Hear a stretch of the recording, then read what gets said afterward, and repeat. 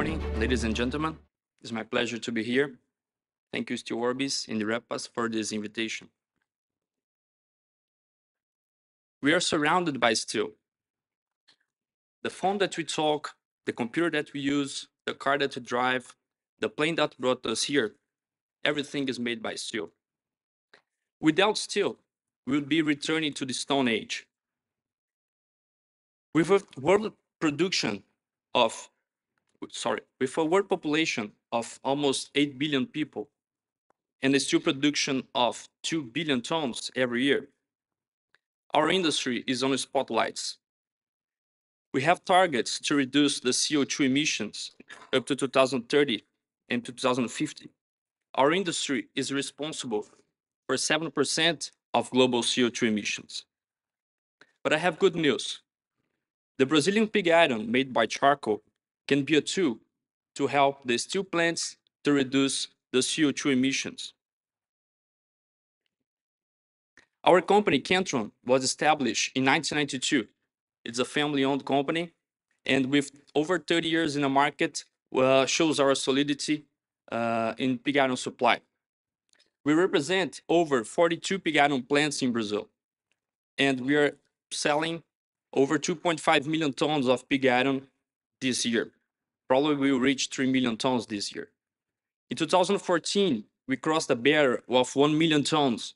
In 2019, the barrier of 2 million tons.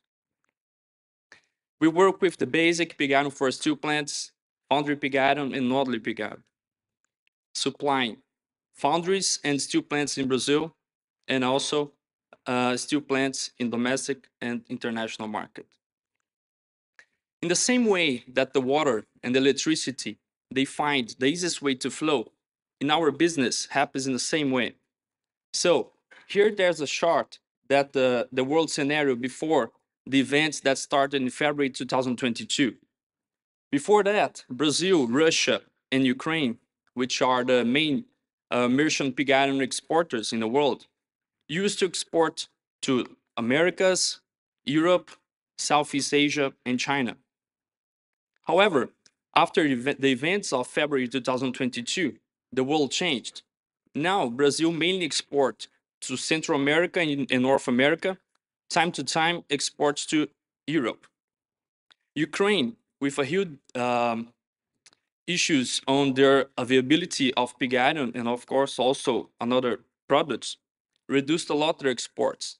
Now they export mainly to Europe and time to time to US, while Russia is supplying mainly Europe and Southeast Asia and China. Here there's a chart of the situation of those three countries from 2020, 21, and 22. In 2020, Russia was the leader with 38%, over 4 million tons exported of merchant pig iron. Brazil took the second place, over 3.7 million tons of pig iron. In Ukraine, with just a little bit more than 3 million tons with 28%. And here I'm considering 100% for all those three players, okay? I'm not considering other small players in this presentation. In 2021, Russia also kept the first place with almost 4 million tons, while Brazil and Ukraine, they split the second position with 3.3 million tons. The situation changed in 2022. Numbers from January to June shows that Russia keeps in the first place with almost 2.1, 2.2 million tons of pig iron exported. Brazil with 1.8 million tons, and Ukraine with only 600,000 tons exported from January to June. We have to see also the second half of this year, but probably we'll keep the same situation. Here we have a correlation between the basic pig iron FOB Brazil and the iron ore cost and freight China. We see that in the long term, both curves, they try to behave in the same way, to follow the same trend. However, after the events of the beginning of this year, we see the pig iron prices separating from the correlation between the iron ore prices. However, after that, prices are back to the reality, but we see again the pig iron prices increasing a little bit when we compare to the iron ore prices. Here, some numbers from April 2007 up to now. This is the curve of the basic pig iron FOB Brazil. Two main moments that we can see here. First one is the spike just before the crisis of 2008, and then the big drop. And also, on that time, the FOB Brazil prices almost hit $900. But after February of this year, the prices passes the barrier of $900 and reached almost 1,000 US dollars cost and freight US. Now prices are back to the reality around 500, 530 FOB Brazil. So in the same way that a bee alone produces a small amount of honey, bee together, they can produce large amount of honey. In the Brazilian merchant pig iron, the situation is almost the same because we have a lot of small producers, but together they are able to produce large amount of pig iron. This is September numbers. We have approximately 580,000 tons, 480,000 tons produced in September, which can make a projection of 5.7 million tons of pig iron to be produced in 2022. I'm not considering integrated split steel plants. This is just merchant pig iron. From that amount, 480, we have to split what is basic pig iron and what is nodular pig iron and foundry pig iron for the foundries. So on the orange area, we see the nodular and foundry pig iron availability, and on the blue area, we see what is basic pig iron, which is the main focus for this presentation. From that blue area, we need to see what remains in the domestic market and what goes for exports also. So 73% of this monthly production goes for exports, while 100,000 tons remains in the domestic market to attend steel plants. These numbers are from September, okay?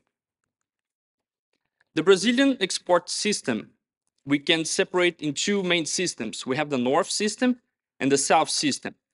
We can see in the red points the concentration of pig iron producers, okay? And on the squared yellow points, we see the port facilities.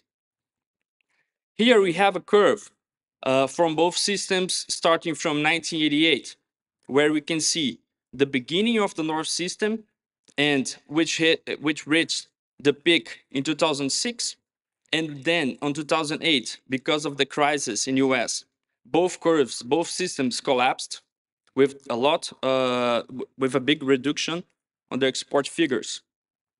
After that, the north system didn't recover, and today is stable with 500,000 tons per year, while the south system, with the help also with the domestic market in Brazil and foundries available there, which in the north system is not that available, and also because of charcoal availability, the south system recovered and reached 2.7 million tons in 2021. So what were the key factors for that increase? Our currency is devaluated nowadays, so our product is more attractive and cheap abroad. Also, with the market weak in the domestic market, we have more material available for exports. And again, we are nowadays with a high production level, so together we can make a lot amount of pig iron. And why Brazilian pig iron nowadays is turning heads? We have high quantity of independent pig iron producers. We have over 50 pig iron producers in Brazil, and they produce small amounts of pig iron alone, but together large amounts. Our blast furnace, they are smaller when we compare to the coke and coal blast furnace. They are developed for charcoal usage, not coke and coal usage. Use charcoal as our heat source. And charcoal, it's from eucalyptus trees. So we have a reforestation programs. And it's a renewable source. And with that, we have the green pig iron. So here we have fields of eucalyptus trees, okay? These are from farms, eucalyptus. The system of production of charcoal, we plant the tree, After 6 to 7 years, we can have the first cut, and each tree can have up to 3 cuts to make the charcoal. After these first 7 years, we cut the tree, we let them dry for approximately 3 months, and after that, we stuff the batteries of ovens to make the charcoal. After a cycle of 15 days, the charcoal is ready to be used. Here we have a comparison between the charcoal pig iron and the coke pig iron. The first one is a renewable forest plantation, right? While using coke, we have deforestation and mining process. The charcoal pig iron, it's a renewable energy source, while using coke pig iron is a fossil energy source. According to Professor Ronaldo Sampaio, for 1 metric ton produced with using charcoal, we absorb CO2 from the atmosphere and we release oxygen to the atmosphere, so we have a negative balance. While using cocoa, we absorb oxygen from the atmosphere and we release CO2 to the atmosphere, so we have a positive balance. We are together with SGS certifying our carbon footprint.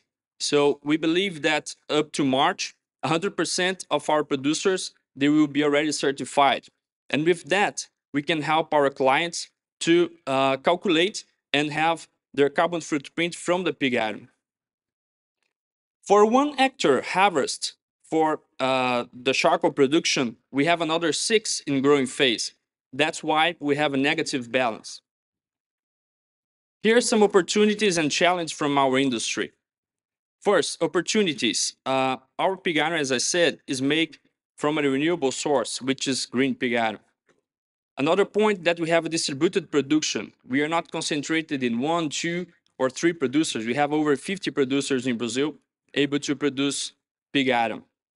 And with a high production, with devaluated currency, we are attractive and very strong for the exports. On the other hand, we have the challenge. We have some difficulties to release new projects from iron ore mines. After Brumadinho and Mariana accidents in the past, the government is not releasing so easily a new license for iron ore mines.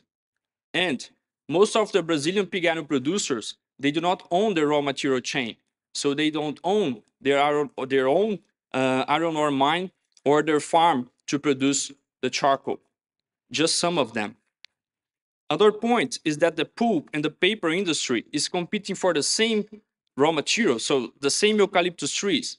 And since they are wealthy and have more money capacity, they can pay higher prices, which increase our production cost. So we've seen the past, the present. What about tomorrow? It's very hard to predict the future, and we know that tough times are also coming. So after the COVID-19, we have a global inflation.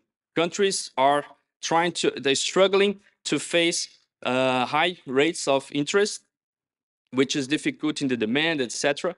We already saw this and we will see more in the next presentations. We have rumors, or maybe we already have a global recession. So it's another point that is important to highlight here. And we're going to see, and we already saw, the electricity and gas difficulties that mainly European countries are facing. So with that, we have a lot of tough times to come. But again, with the green pig iron, we can help the steel plants around the world to reduce the CO2 emissions because we have targets for 2050 to be a carbon neutral steel. So we know that this the time is passing, we have some time, and we must do step by step. Otherwise, if we just simply forget the co-production, we can have problems on the price issues, and the price can be very high. Okay, so thank you very much.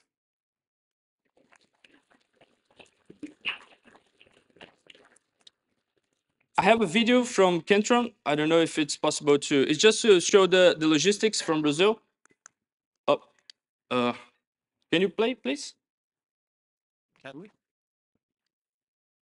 It's possible to.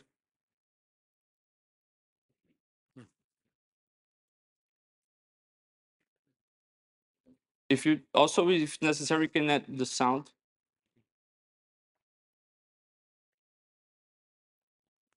Okay.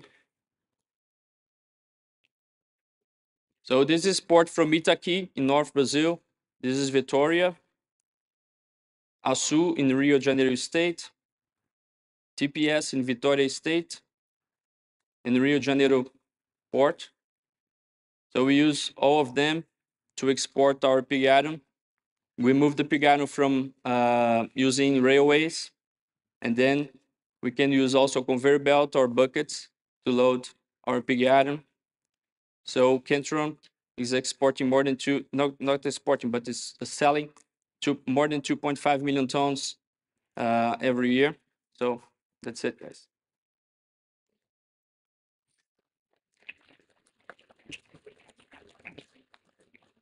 Thank you. Thank you very much, João Paulo. Thank you. Any questions from the floor?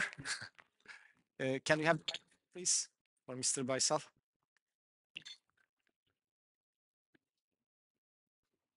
Thank you for the presentation. I was really impressed with your recycling and using the eucalyptus trees, and that is really a great process.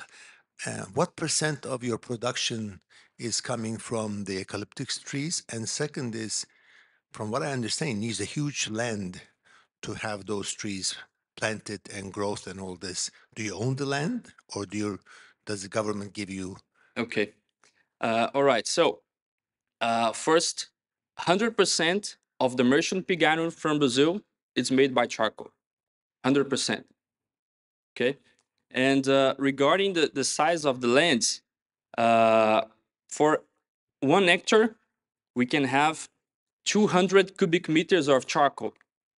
And we use around 3.5 cubic meters to produce 1 metric ton of pig iron.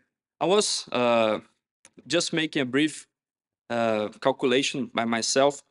If considering a global steel production of 2 billion tons, if we consider that 70% it's from coking coal, if it's possible to turn all this 1.4 billion tons using charcoal, you need 2.5 France country just for eucalyptus trees. So it's not, I'm not saying that the key solution for the world is to use charcoal. It's just a tool to help us for the future to reduce the CO2 emissions. But I do believe that the hydrogen technologies, the HBI, DRI, they're also to reduce the CO2 emissions for the future. And again, some producers, they own the land, but some farmers are, let's say, they have the know-how to plant and to produce the charcoal. So producers are more focused on the production side. So they buy from the market, spot or by contract, the charcoal from the charcoal producers. Okay. Thank you very much. Any other questions? I've got one quick question, if you don't. Okay. You had already mentioned that before the war, Brazil, Russia, and Ukraine were the largest exporters in the market, and obviously US is the largest importer. Since now the situation has changed on the supply side, what's your outlook for the US market, pig iron market, import market? Okay. In the short and medium term, I still believe that Brazil will be the main supplier for the US market, and Ukraine also, with the small vessels like 30,000 tons vessel that they're shipping from Poland, can be also help to the spot market, to the US market. Also, they are buying DRI, HBI to help this supply of raw materials. So I believe for the medium and medium term, Brazil would be the key supplier for the US market. But the American producers can survive during this supply crisis situation. Yes, they will. Okay, thank you very much indeed. It's my pleasure. Thank you.